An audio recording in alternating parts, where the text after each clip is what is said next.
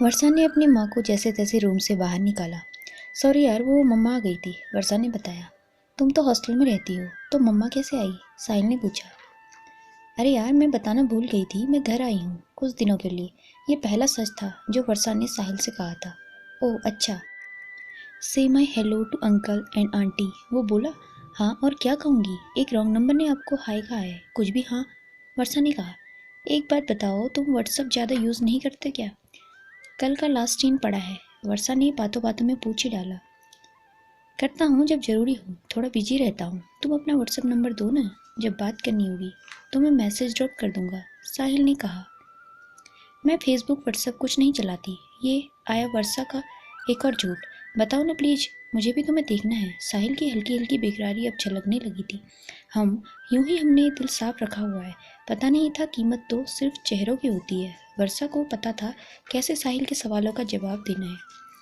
हे, ऐसी बात नहीं है यार, साहिल बोला। उधर कमल पीछे से बोला, भाई सेट हो गई क्या? साहिल ने उंगली दिखा के उसे चुप किया। अच्छा, अपना पूरा नाम तो बता दो, फिर फेवरेट हीरो, गाना कुछ तो बताओ। वो तो कोई सीक्रेट नहीं है यार। वर्षा चुप हो गई। अच्छा ठीक है मैडम, तुम्हारा निक नेम तो सोना है, ये मुझे पता लग गया, साहिल उसे छेड़ने की लहजे से बोला। वर्षा हंसने लगी और बोली, चलो अपना भी निक नेम बता दो। कोई निक नेम नहीं है यार, कोई प्यार नहीं करता, तुम ही रख लो कुछ। साहिल को उससे बात करने में मज़ा आ रहा था। ठीक है, मैं तुम्हें साहिल बुलाऊंगी और तुम मुझे सोना बुला सकते हो, उसने क्यूटली कहा। पक्का, साहिल बोला।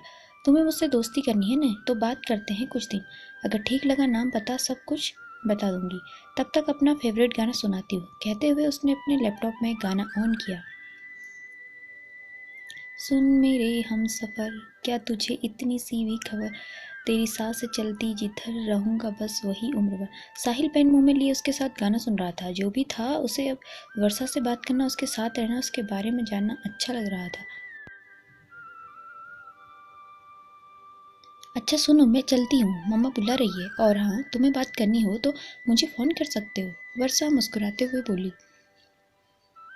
ये बता दो, घर कब तक रहोगी? साहिल नहीं चाहता था वो फ़ोन कट करे।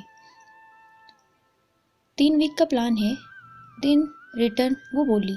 और सुनो, व्हाट्सअप हर घंटे चेक किया करो, वरना टेंशन में फ़ोन करना पड़ता है। अच्छा, मतलब व्हाट्सअप नहीं देखा तो तुम फ़ोन कर लोगी? वो उसे छिड़ते हुए बोला। नहीं, जान ले लूँगी, फ़ोन तो बाद में करूँगी, वर्षा बोली। साहिल हंसने लगा और बोला, तो अब हम दोस्त हो गए?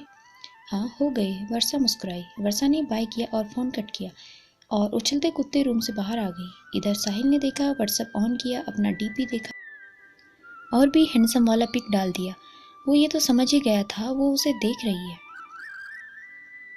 कमल साहिल को देख रहा था। क्या भाई, तू भी चढ़ गया क्या, मोहब्बत वाली ट्रेन पे है? कुछ भी नहीं बता रही है वो, मामू बना के निकल जाएगी। देखा है लोगों को प्यार में पागल होते, तू मेरा बेस्ट फ्रेंड है, मैं तुझे उसके माया जाल में फंसने नहीं दूंगा। इश्क विश्क का रोग मत लगाइए भाई। कमल ट्रेन की स्पीड में सब बोल दिया। इसका तो पता नहीं यार, पर जो उससे है वो किसी और से नहीं। इन पिछले 3-4 हफ्तों में जब भी उससे बात हुई, मन को अच्छा ही लगा। अब उसे और ज़्यादा जानने का मन है, उसे देखने का मन है। अगले दिन जब वर्षा सोकर उठी और बाहर आई, उसने देखा पापा घर पर नहीं थे और माँ सीमा और मौसी नेहा अपनी योगा करने में बिजी थी। सोना, कम चल ज्वाइन कर हमें, नेहा ने उसे कहा। हेलो यंग लेडीज, और कितनी उम्र कम करनी है? मुझे भी छोटी लगेगी थोड़े दिनों में। और यार मासी, मुझसे नहीं होते ये सब, मुझे माफ़ करो। वैसे पापा कहाँ गए हैं सुबह सुबह? उसने इधर उधर देखते हुए पूछा। सोना, नो नाटक, चलो आओ, सुनीता मैट लाना जल्दी से, सीमा जी ने सुनीता को आवाज़ लगाते हुए कहा। ओ भाभी, कहते हुए सुनीता दौड़ के मैट ले आई। पापा कहाँ गए बताओ ना, वर्षा ने दोबारा पूछा। अरे पापा, तुम तो जानती हो पापा कार्डियोलॉजिस्ट हैं और उनके कुछ पेशेंट बहुत क्रिटिकल होते हैं, और आज उनका कोई पेशेंट सीरियस है तो हॉस्पिटल गए हैं। सीमा जी ने उसे मैट दिया। वो कहते हुए वर्षा ने उन्हें योगा में ज्वाइन किया। इधर साहिल सुबह वही आलसाया था अपने बेड पे। आज संडे भी था, पर आज वो जल्दी उठ गया। उसने सोचा आज उसे फ़ोन करना चाहिए। वर्षा वॉशरूम में थी और सुनीता को कह गई थी उसके रूम में ही ले आए। सुनीता जैसे ही कमरे में आई, साहिल ने फ़ोन कर लिया। सुनीता ने आवाज़ लगाई, दीदी आपका फ़ोन बज रहा है। वॉशरूम से वर्षा ने पूछा, किसका फ़ोन है? अब सुनीता की परीक्षा थी, उसे अंग्रेजी में लिखा हुआ साहिल का नाम पढ़ना था। उसने शुरू किया, ए से हाँ, आधा ध फिर एक सांस में बोली, दीदी आधार वालों का फ़ोन है। हाँ, आधार कार्ड वालों का होगा दीदी। फ़ोन तो क्या आपको? बेचारी सुनीता आधार कार्ड राशन कार्ड से ज़्यादा उसे कुछ पता भी नहीं था। नहीं, कोई ज़रूरत नहीं है, वर्षा ने जवाब दिया। मैं जवाब दे दूँ कि आप बिज़ी हो? सुनीता बड़ी उत्तेजित होकर बोली। उसने भी सोचा जरा बात तो करें स्मार्टफोन पे। वर्षा ने सोचा स्पैम होगा। वो बोली, हाँ कर लो। सुनीता ने फ़ोन उठाया और ज़ोर से बोली, हेलो। साहिल बोला, क्या है मधु, इतना क्यों चिल्ला रही हो? कौन चिल्ला रहा है इधर से? सुनीता ने ज़ोर से जवाब दिया। अरे क्या हुआ है? धीरे बोलो ना। साहिल अपने काम पे हाथ लगाते हुए बोला। और कितना धीरे बोले? सुनीता बोली, हाँ बताओ क्या काम है? आपको हमको बताओ। साहिल सोचने लगा इसे क्या हुआ। वो बोला, मधु ही बोल रही हो ना? कौन मधु है? सुनीता बोली। साहिल ने फ़ोन देखा, नंबर तो ठीक था। उधर कमल ने साहिल से पूछा, क्या हुआ? साहिल ने फ़ोन कमल को पकड़ा दिया। कमल बोला, हेलो मधु। सुनीता को लगा कोई उसकी वर्षा दीदी को तंग कर रहा है। उसने अपना फ़र्ज पूरा करते हुए फ़ोन पे डांट मारना शुरू कर दिया और बोल रहा है, बे क्यों तंग कर रहा है? हट फ़ोन रख, खाली फोकट में टाइम वेस्ट किया। कमल ने डर के फ़ोन कट कर दिया।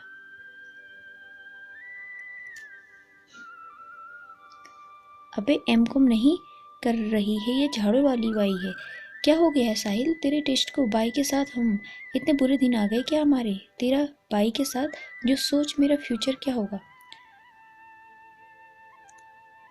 चुप कर, ये वो नहीं थी और किसी और ने ये फ़ोन उठाया था। साहिल बोला, बाप रे, इतना डेंजर कौन थी? कमल फ़ोन साहिल को देते हुए बोला। इतराते हुए कमरे से बाहर चली गई, खुद पर गर्व करते हुए कि उसने घर की बेटी को गुंडों से बचाया और अपना फ़र्ज पूरा किया।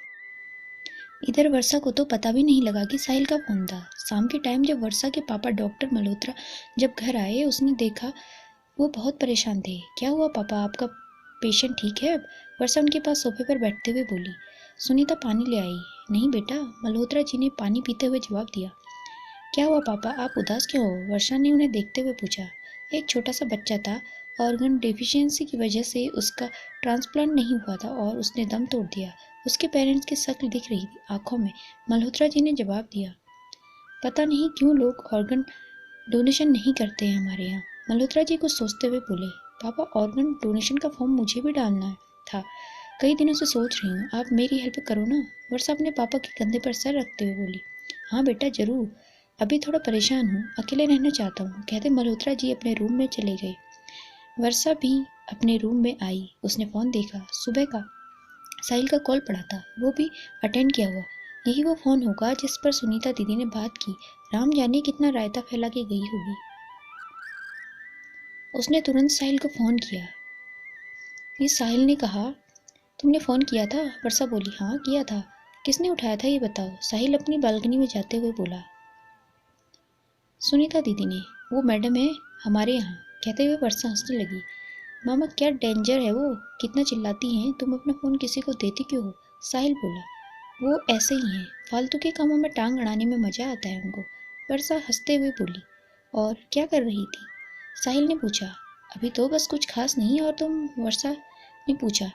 मैं आज तुम्हें याद कर रहा था, साहिल मुस्कुराते हुए बोला। ओहो, वो क्यों? वर्षा थोड़ा इतराते हुए लहजे में बोली। यहाँ बारिश हो रही है, जाने क्यों मिस करने लगा तुम्हें। साहिल कुछ खोया सा बोला। वर्षा हल्का सा मुस्कुरा दी थी। अच्छा तुम करते क्या हो? Means study, job. अभी तक तुमने बताया नहीं, वर्षा ने पूछा। अभी तक तुमने पूछा भी तो नहीं। वैसे मैं सिविल सर्विसेज की तैयारी कर रहा हूँ, अभी 6 मंथ में एग्ज़ाम है। देन जो भी होता है, साहिल ने वापस रूम में आते हुए बोला। और तुम्हारा रूममेट कोई है या अकेले हो? वर्षा ने पूछा। है ना, कमल मेरा जिगरी यार है यार, स्कूल कॉलेज और यहाँ भी साथ। साहिल ने कमल को देखते हुए कहा। वर्षा ने कहा, मेरा हाय कहना उसे। साहिल ने कमल को बताया। तभी पीछे से कमल जोर से बोला, हाय मधु। वो मधु सुनकर थोड़ा विचलित हुई। उसने अपना सही नाम अभी तक जो नहीं बताया था साहिल को। उसने बात आगे बढ़ाई और पूछा, रहते कहाँ हो? मैं दिल्ली में, साहिल बोला। वैसे बहुत सी सिटी में घर है मेरे। वो आके बोला, बेसिकली फ्रॉम जयपुर, पापा की पोस्टिंग नागपुर और भैया भाभी मुंबई में। तुम कहाँ की रहने वाली हो? मीन्स घर जहाँ अभी हो? उसने पूछा। मैं लखनऊ की हूँ, ये दूसरा सच जो वर्षा ने उसे बताया। और एम कॉम पुणे से ना? साहिल ने पूछा। इस बात पर वर्षा चुप हो गई। क्या वो सही है ना, या झूठ बोला था? साहिल थोड़ा सीरियस होकर बोला। झूठ कहा था, वर्षा ने जवाब दिया। साहिल को अच्छा नहीं लगा। उसने उसे कहा, आज के बाद अगर कुछ नहीं बताना है तुम्हें तो तुम मना कर सकती हो, पर प्लीज झूठ नहीं, मुझे झूठ पसंद नहीं है। इतना कहकर वो चुप हो गया। ओके। इतना कहकर वर्षा भी चुप हो गई। फिर बोली, मेरे घर में हमारे साथ मेरी मौसी भी रहती है। मैंने उन्हें बचपन से रोते बिलखते, सबके सुनते, सबका गुस्सा सहते देखा है। साहिल, मुझे थोड़े ट्रस्ट इश्यूज हैं। मैंने जो भी उनके साथ होता देखा, उसके बाद भरोसा नहीं होता किसी पे जल्दी। वो अब जाकर थोड़ा नॉर्मल हुई है। काफी डिप्रेशन, हॉस्पिटल, सब कुछ देखा है प्यार के चक्कर में, और जिसके लिए सब कुछ सहा वो ही छोड़ के चला गया। जब तुमसे पहली बार बात की थी तब बिल्कुल नहीं सोचा था कि ये बातें महीनों चलेंगी। सोचा था टाइम पास करते हैं, पर अब देखो उलझ के रह गई। कहते हुए वर्षा चुप हो गई। तुमसे ये नहीं कह रहा कि तुम मुझे सब कुछ बता दो या एकदम से मेरे पास आ जाओ। बस जो भी कहो सच कहो, वरना कह दो बाद में बता दूंगी। एटलीस्ट मैं किसी गलतफहमी में तो न रहूं। और रही बात फर्स्ट टाइम के, अभी तक तो एक चीज तो करीब आने लगा हूँ तुम्हारे। 1 मिनट दोनों खामोश। वर्षा बात शुरू करते हुए बोली, ठीक है, प्रॉमिस, आज से झूठ नहीं, पर कुछ नहीं बताओ तो फोर्स भी नहीं करोगी। ये हुई ना बात, पक्का। तभी वर्षा को फोन पर गाना सुनाई दिया। ये किशोर कुमार कौन सुन रहा है? वर्षा ने पूछा। यह हमारी विंग का सिक्योरिटी गार्ड है। मैं फर्स्ट फ्लोर पर हूँ तो आवाज़ डायरेक्ट आती है। साहिल विंडो बंद करते हुए बोला। तुम्हें कैसे गाने पसंद है वैसे? वर्षा ने उससे पूछा। हम दोस्तों के साथ मिका और अकेले में किशोर कुमार। कहते हुए वो जोर से हंसा। वर्षा भी हंसने लगी। साहिल बोला, तुम्हारी आवाज़ ना बहुत प्यारी है, और तुम्हारी हंसी तो बहुत देर तक रहती है मेरे साथ। हाँ, हंसती हूँ ना, नेहा मौसी हमेशा कहती है। वर्षा हंसते हुए बोली। अब साहिल भी जोर से हंसने लगा। अच्छा, अभी क्या कर रही थी? अब बातों का सिलसिला शुरू हो गया। दोनों एक दूसरे की हर छोटी बड़ी चीज़ को जानने लगे थे। पसंद, नापसंद, फेवरेट खाना, फेवरेट कलर, सब कुछ। वही मनुष्य का विचित्र स्वभाव। अब आलम ये था कि वर्षा हर समय मन में साहिल से बात करती रहती थी। ये पूछेगी आज, वो पूछूंगी आज। और मंजर ये था कि वो उसे हर जगह दिखाई भी देने लगा था। कभी माली बनकर फूलों को पानी देता, कभी काका बनकर सब्जी ले आता। बातें बढ़ने लगी थी, बेकरारी दिखने लगी थी, मन बेचैन रहता था और हर शख्स में उसे ढूंढा जाता था। कहने का तात्पर्य यह है कि कबाड़ा पूरी तरह से हो चुका था। रियासत में रहने लगे थे दोनों एक दूजे की हसीन यादों में। डर ये था कि कहीं कोई आकर जमानत ना करा दे। उधर साहिल भी सिविल सर्विसेज की तैयारी को अलमारी में रखकर उस पर ताला मार चुका था और अपने आप को तबाह करने की पूरी तैयारी में था।